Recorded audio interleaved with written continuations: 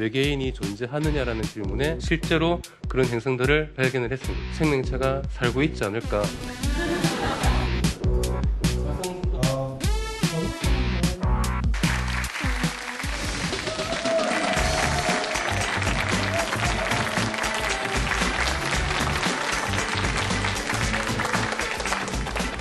네, 안녕하세요. 쉽고 재밌고 뭔가 남는 과학 강연 사과나무의 MC 고산입니다. 반갑습니다.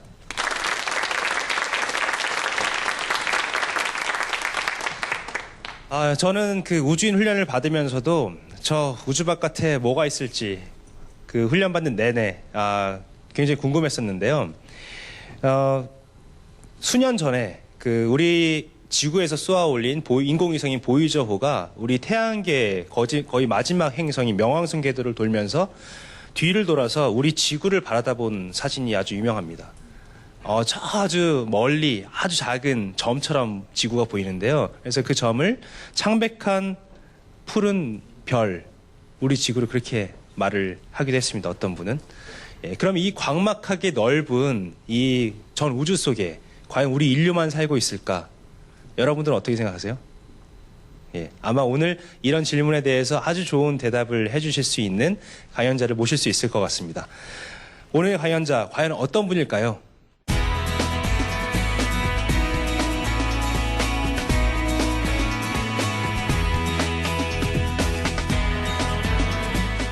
네, 오늘의 주제는 외계인의 지구 침략은 가능할까입니다.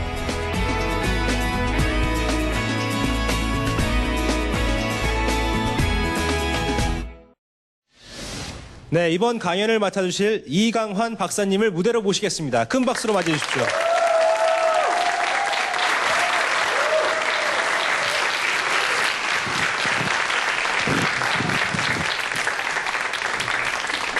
네, 박사님 안녕하세요. 안녕하세요. 예, 반갑습니다. 반갑습니다. 오늘 외계인 또 외계 생명체에 대해서 말씀을 해주실 거라고 알고 있는데요. 네. 얼마 전에 드라마에서도 외계인이 등장했었습니다. 네, 네. 혹시 보신 적 있으신가요? 네, 맞죠. 예. 혹시 그 드라마 보시면서 뭐 어떤 생각을 하셨습니까? 그렇게 잘생기고 괜찮은 외계인만 있으면 좋겠다. 예. 잘생기고 괜찮은 외계인만 있으면 좋겠다. 네. 예, 제가 얼핏 듣기로는 박사님께서 이 드라마에 그 자문 역할도 해주셨다고 네, 살짝 하셨는데요. 했습니다. 네. 이 드라마를 보시고 나서 좀 과학적인 그런 팩트들은 좀 어떻게 잘 묘사가 됐던가요? 이제 초기에 그 PD 분이 오셔서 이제 이 내용들이 과학적으로 얼마나 타당하냐 물어보셔서 제가 어차피 과학적으로 타당하기 힘들 것 같고 내적 논리만 잘 갖추면 SF는 원래 그렇게 구성을 하는 거니까 내적 논리만 잘 갖추고 커다란 큰 줄과 논리만 갖출 수 있으면 일단 사소한 그런 과학적인 팩트는 약간 무시하더라도 그 사람들의 상상력을 좀 자극할 수 있으면 그것으로도 이미 충분하다는 내부적인 세계를 어차피 새롭게 하나 만드는 거기 때문에 그 현실 과학과 맞추려다 보면은 얘기 전개가 안 되는 경우가 많거든요. 그래서 그렇게 새로운 세상을 또 하나 구현하는 거네요. 그렇죠. 그 드라마 속에서. 네네. 예, 감사합니다. 그럼 오늘 이강환 박사님 모시고 외계에 과연 지적 생명체 혹은 생명체가 존재할지 말씀 청해 듣도록 하겠습니다. 큰 박수로 부탁드리겠습니다.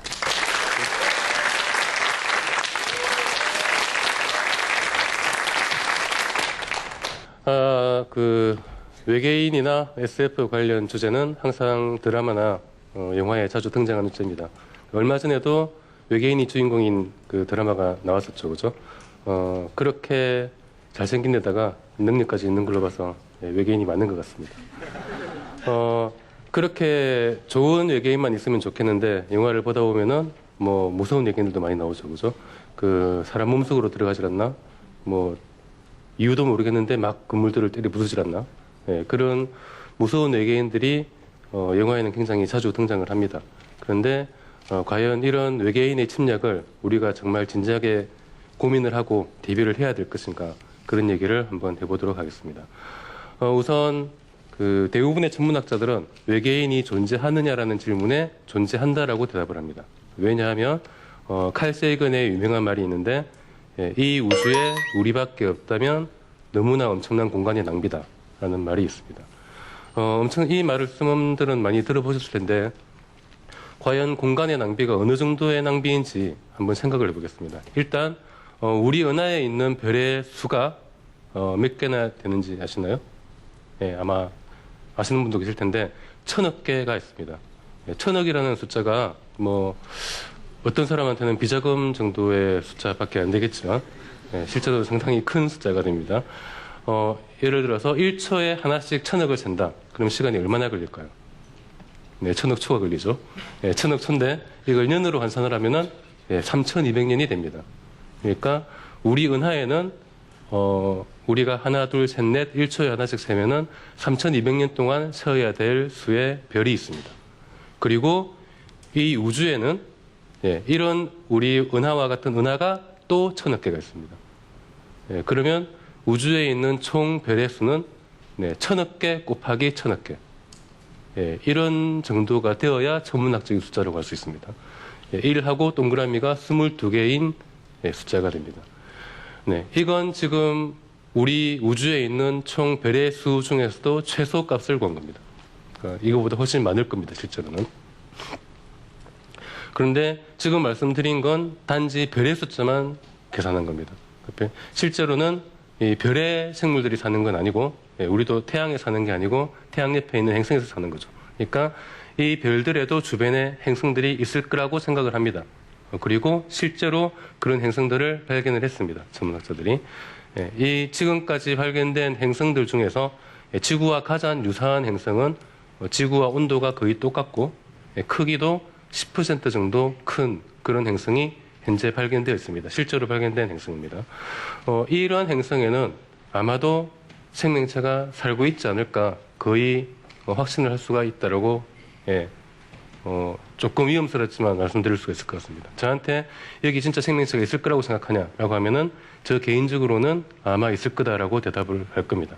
여기에는 어쩌면 우리처럼 우주여행을 생각을 하고 있는 지적 생명체가 실제로 살고 있을 수도 있습니다.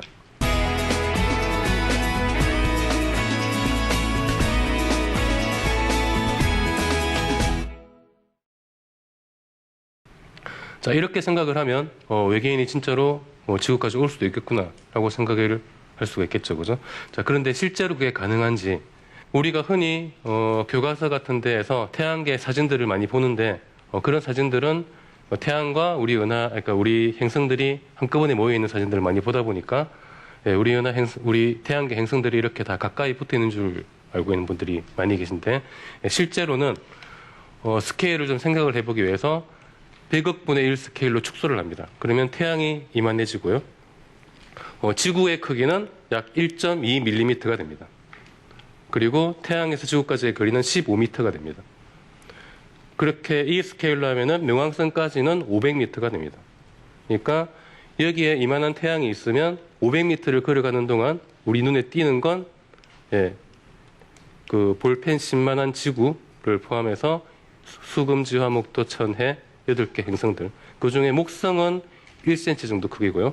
나머지는 그보다 훨씬 작은 그 크기가 500m를 걸어가는 동안에 눈에 띄는 건 그거밖에 없습니다. 나머지는 다 빈 공간입니다. 그만큼 우주라는 게 굉장히 넓은 공간이라는 겁니다. 그래서 사람이 지금까지 가본 데라고는 달밖에 없는데 다음 목적지는 어디겠습니까? 화성이죠, 그죠? 영화를 많이 보신 분들은 화성도 사람들이 간 줄 아는데 간 건 아직 가지 않았습니다. 이 스케일로 가장 가까운 별까지 가려고 한다. 그러면은 거리는 4000km가 됩니다. 그러니까 우주는 이만한 태양이 여기 있으면은 4000km를 더 가야 또 다른 별 하나가 있습니다. 그렇게 이동을 하는 게 쉽지가 않다는 거죠. 그러니까 이런 우주 여행을 인간의 기술로 우주 여행을 하려고 한다. 그러면 시간이 얼마나 걸릴까? 현재 인간의 기술은 초속 20km 정도의 속도를 낼 수 있습니다. 보이저호가 그 정도 속도로 날아가고 있는데 그 속도로 우주 여행을 하면은 명왕성까지는 10년이 걸리고 가장 가까운 별까지는 6만 년이 걸립니다. 그러니까 현재 인류의 기술로 우주 여행을 할 수 있는 방법은 사실상 없다고 봐야 됩니다. 화성까지 가는 게 목표인데 화성까지 가는 것도 달까지 가는 건 사실 그렇게 어려운 일이 아닙니다.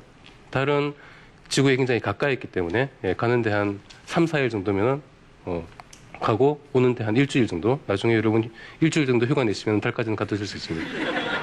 근데 화성은 가장 가까운 거리에 있을 때만 하더라도 달보다 150배가 멀기 때문에 가는 데만도 6개월 정도 가야 됩니다.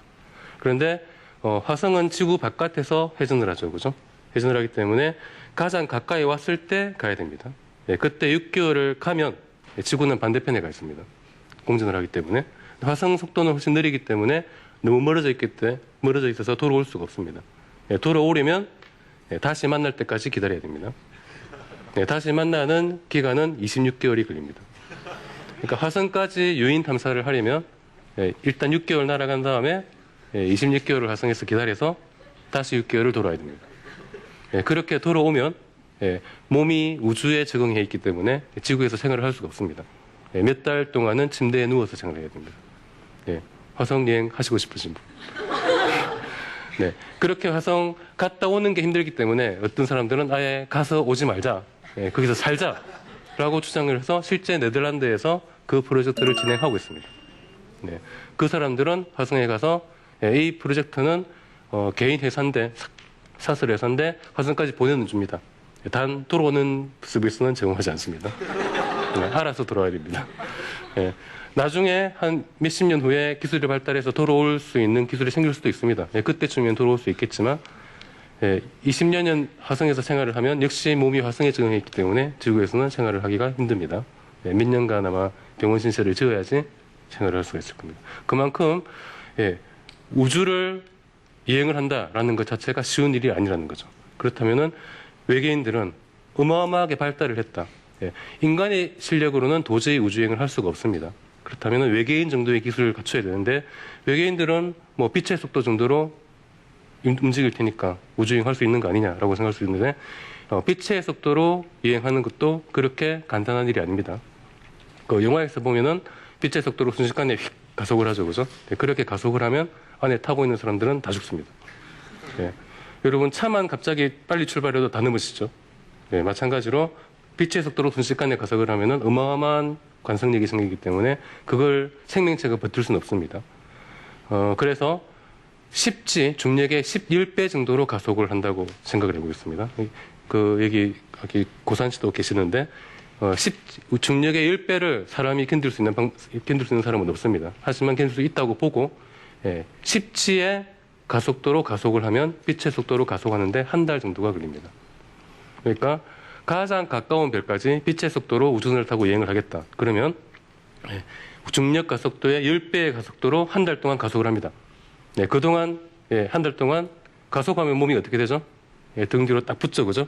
이 상태에서 한 달을 버텨야 됩니다. 그리고 4년을 날아가야 됩니다. 가장 가까운 별이 4광년 떨어진 곳에 있기 때문에 그 다음에 거기서 서야 될 거 아닙니까? 서는데도 갑자기 서면 안 됩니다. 한 달 동안 감속을 합니다. 17호. 그러면 한 달 동안 이번엔 몸이 앞으로 쏠립니다.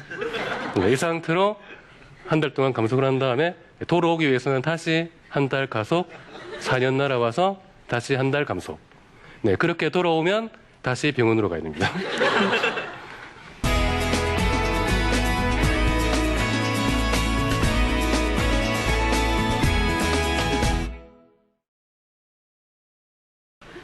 우주여행이라는 게 이렇게 간단한 일이 아니기 때문에 빛의 속도로 우주여행을 해도 우주여행을 할 수 있는 방법은 없습니다. 그래서 실제 만일에 외계인이 지구까지 왔다라고 한다면 빛의 속도보다 빠른 방법을 써야 됩니다. 그런 방법이 이론적으로는 존재합니다. 워프 드라이브라는 방법이 있는데요. 이거는 공간을 수축, 팽창시키는 방법입니다. 이건 우리나라 옛날 도사님들이 많이 쓰시는 방법인데 축지법이라는 겁니다. 축지법이라는 게 땅을 축소했다가 한 발 떼고 뒤쪽을 펴는 거거든요. 마찬가지입니다. 공간을 축소를 해서 살짝 움직인 다음에 뒤를 팽창을 시키면은 거기까지 순식간에 가는 겁니다. 이 방법을 쓰면은 빛의 속도보다 빨리 갈 수 있는데 상대성 이론에서는 빛의 속도보다 빨리 움직일 수가 없죠, 그죠? 그런데 공간의 수축과 팽창은 얼마든지 할 수 있습니다. 이 방법으로 우주여행을 하거나 아니면 여러분들 잘 아시는 블랙홀과 웜홀을 이용하는 방법이 있습니다. 이 방법을 쓰면은 역시 빛의 속도보다 빠른 속도로 우주여행을 할 수가 있습니다. 그렇다면 외계인은 이런 방법을 써서 우리에게 왔을 겁니다. 만약에 온다면. 그러면 이 정도 기술은 어느 정도 기술을 가지고 있어야 되느냐? 가장 큰 문제는 에너지의 문제입니다. 예를 들어서 웜홀을 하나 그러니까 블랙홀을 하나 만들려고 한다. 그러면은 우리 태양계 에너지 전체를 다 써야 됩니다. 태양 전체를 에너지로 다 바꾸어서 재료를 써야지 항성간 여행을 할 수가 있다는 겁니다. 그러니까 만일에 여러분들 주위에 외계인처럼 보이는 친구가 있으면은 잘 챙겨줘야 됩니다. 난 돌아갈래 하고 돌아간다면 큰일 납니다. 태양을 다 써버리기 때문에. 그만큼 우주여행을 하기에는 에너지 문제가 가장 크다는 겁니다. 그러니까 그렇게 에너지를 마음대로 쓰면서 우주여행을 할 수 있는 존재가 과연 있을까? 그런 존재가 지구에 왔다. 뭐하러 왔을까? 걔들은 태양 전체를 에너지로 쓸 수 있는 애들입니다. 그런 외계인들이 과연 지구에 뭔가가 필요해서 왔을까? 그럴 가능성이 별로 없다는 거죠. 그러니까 만일에 그런 정도의 외계인이 지구를 점령하겠다라고 이제 침략을 한다. 과연 맞서 싸울 방법이 있을까? 수준이 다른 차원의 외계인이 될 겁니다. 그러니까 실제로 그전 정도의 외계인이 있다면 지구로 올 수 있는 방법도 별로 많지 않고 만일에 와서 지구를 점령하겠다고 한다면은 조용히 내주는 게 가장 안전한 방법이고 그럴 만한 그러니까 그 정도의 외계인이라면은 현재 인류보다 수천 년, 수만 년 더 발달한 외계인일 것이기 때문에 누구를 점령한다거나 뭐 그런 정도의 지구인적인 생각은 하지 않을 거라고 생각을 합니다. 그러니까 그걸 걱정할 일은 아니고요. 아마 그 인류가 만일에 우주여행을 앞으로 하려고 한다. 그러면은 최소한 수백 년에서 수천 년 동안은 더 기술을 이 지금 현재의 기술을 지속적으로 발달을 시켜야지 가능할 겁니다. 그렇다면은 그게 과연 가능할까? 그거를 걱정하는 게 더 우선이지 않을까? 그러니까 외계인의 침략을 걱정할 것이 아니고 과연 그때까지 우리가 우주여행을 할 수 있을 정도까지 우리 인류가 이렇게 살아남을 수 있을까? 그것이 더 심각한 걱정을 해야 될 상황이 아닐까라고 생각합니다. 네, 강연 여기서 마치겠습니다.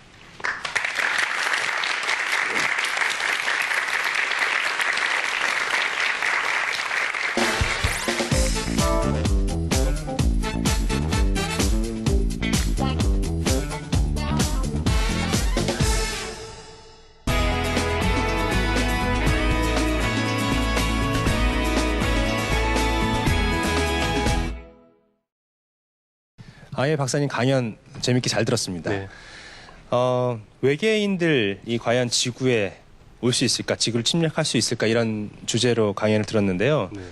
오히려 외계인들보다 좀 우리를 다시 한번 되돌아보는 그런 계기도 됐던 것 같습니다. 네. 이렇게 정말 태양계에서 가장 가까운 별이 한 4.3광년 정도 걸린다고 하니까 이렇게 넓은 우주 공간 속에 어쨌건 우리는 생명체도 존재하고 있는 거잖아요. 굉장히 소중한 존재라는 생각을 다시 한번 했습니다.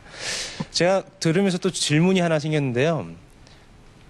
박사님께서 만약에 정말 외계인을 만나신다면 뭘 하고 싶으세요?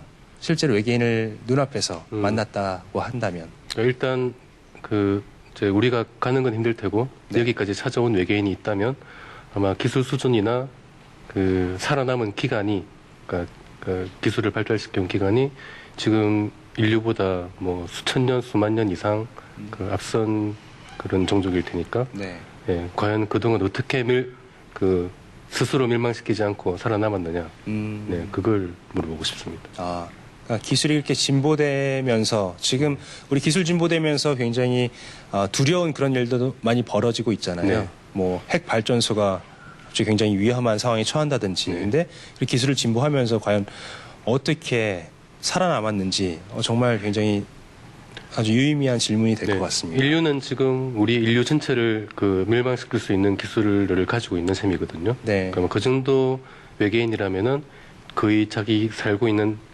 항성계 전체를 또 멸망시킬 수 있는 정도의 힘을 가지고 있을 텐데 어떻게 멸망하지 않고 잘 살아남고 있는지 그게 아마 우리가 배워야 할 점이 아닐까. 기술 진보에 있어서 항상 양면이 있는데 좋은 면과 그런 두려운 점들 이런 것들을 어떻게 매니지해서 잘 조화시켜서 발전시켜 나갔는지 굉장히 저도 궁금해지네요. 저도 질문을 드렸었는데 혹시 오늘 강연을 듣고 방청객들 중에서 질문이 있으신 분들 선별해서 질문 받도록 하겠습니다. 박사님은 외계인이 실제로 존재한다고 생각하십니까? 만약 실제로 존재한다면은 어떤 근거로 존재하신다고 생각합니까? 아마 대부분의 천문학자들이 외계의 생명체는 존재한다라고 믿을 겁니다. 그 이유는 우주가 워낙 넓기 때문에, 워낙 넓고 생명은 너무나 다양하기 때문에. 그러니까 지구상에서도 아까 말씀하셨지만 그 우리가 생각하기에 도저히 이런 조건에는 생명체가 없을 것 같다라고 생각하는 데에도 생명체가 있는 경우가 많거든요.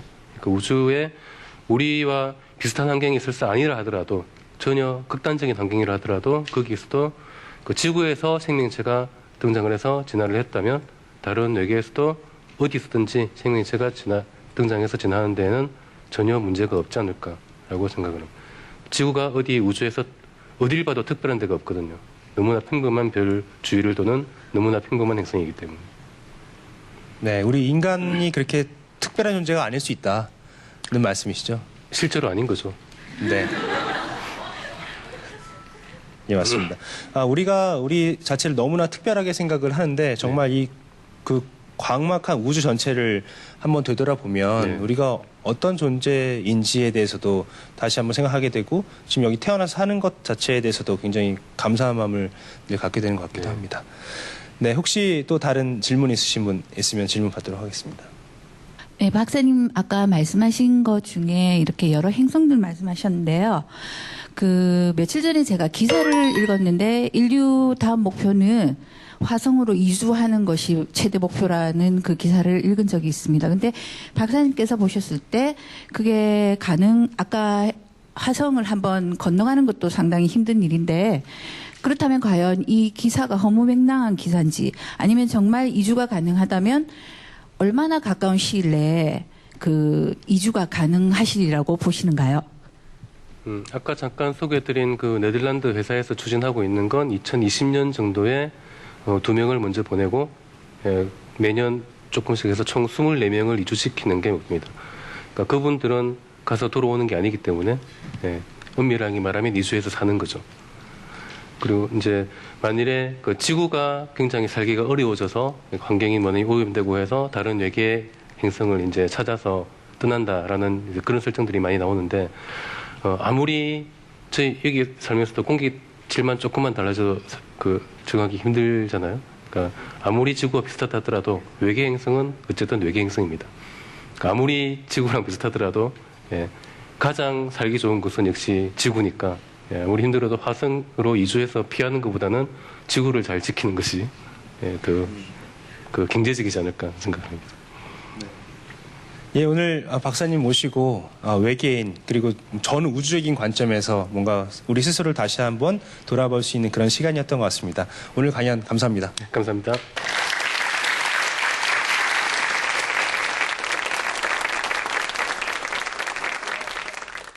예, 오늘 이광한 박사님 모시고 외계의 생명체가 존재할 수 있을까라는 주제로 강연을 들어봤는데요. 사실 외계인을 얘기하기 전에 우리 자신 한번 되돌아보면요. 우리 자신도 거대한 지구라는 우주선을 타고 이 우주를 계속 끊임없이 항해하고 있는 그런 존재 같습니다. 그렇게 보면 외계인이 어떤 존재일지 궁금하기 이전에 과연 우리는 도대체 어떤 존재인지 이런 질문을 더 먼저 던져보게 되는 것 같습니다. 그리고 또 동시에 정말 인간이라는 게 대단하다고 생각이 드는 게 사실 이런 우주 공간은 인간에게 그런 거주할 수 없는 그런 극한의 상황, 그런 공간입니다. 그런데 이런 공간을 향해서 끊임없이 도전하고 있는 우리 인류 너무나 대단한 존재 같고요. 이제 달을 넘어서 그 다음 어디로 갈 수 있을지 궁금해지고요. 네, 그 우주선 또 제가 타고 있길 한번 소망해 봅니다. 우리 톡톡 튀고 아삭한 과학 강연 사과나무, 저는 다음 시간에 찾아뵙겠습니다. 감사합니다.